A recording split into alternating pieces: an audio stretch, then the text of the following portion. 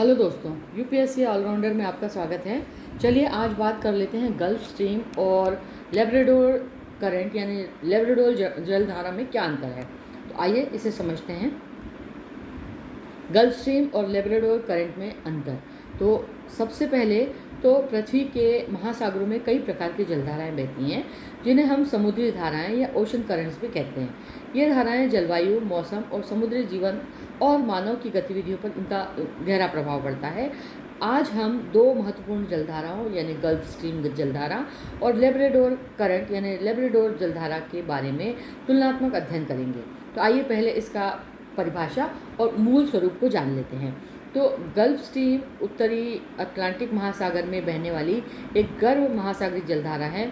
यह फ्लोरिडा की खाड़ी यानी गल्फ ऑफ मैक्सिको से शुरू होकर के अमेरिका के पूर्वी तट के साथ साथ उत्तर की ओर बहती है और फिर यह यूरोप की ओर मुड़ जाती है।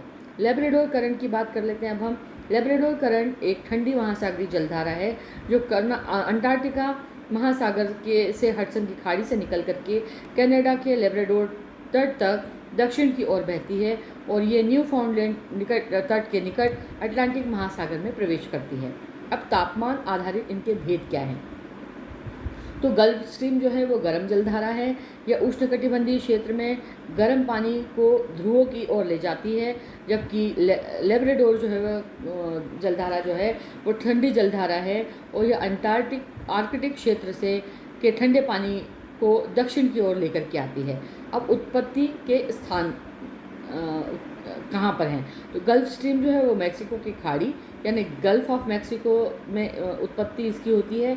वहीं लेब्राडोर करंट जो है वो आर्कटिक महासागर से महासागर और लेब्राडोर सागर में मिल जाती है ये, ठीक है। अब दिशा और बहाव। गल्फ स्ट्रीम दक्षिण से उत्तर की ओर फिर पूर्व की ओर यानी अमेरिका से यूरोप की ओर बहती है, जबकि लेब्राडोर करंट जो है वो उत्तर से दक्षिण की ओर बहती है, कनाडा की तरफ उत्तर से दक्षिण की ओर बहती है। अब जलवायु पर प्रभाव। तो गल्फ स्ट्रीम यूरोप के देशों को गर्म और आर्द्रता प्रदान करती है। ब्रिटेन और नॉर्वे जैसे देशों को सामान्य रूप से अधिक गर्म बनाए रखती है और वहीं लेब्राडोर करंट जो है वो कनाडा के पूर्वी तट को ठंडा और शुष्क बनाए रखती है। सर्दियों में इस क्षेत्र को बहुत अधिक इसमें बर्फ गिरती है। अब जैव विविधता। तो जैव विविधता और मछली पालन की अब बात कर लेते हैं हम लोग।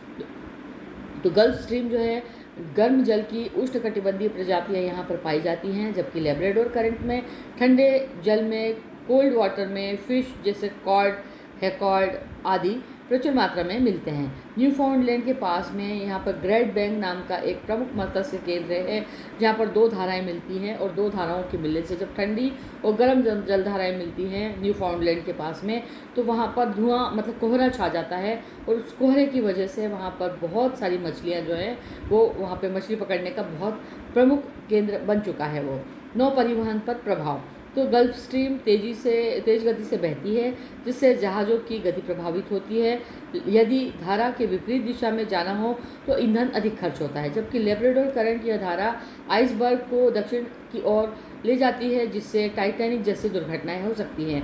अब इसके अन्य प्रभाव क्या हैं? तो गल्फ स्ट्रीम वायु परिवर्तन यानी क्लाइमेट चेंज में प्रमुख भूमिका निभाती है और इसके कमज़ोर होने से यूरोप का तापमान गिर सकता है और लेब्राडोर करंट के कारण अमेरिका और कनाडा के तट पर समुद्री कोहरा और बर्फबारी अधिक होती है।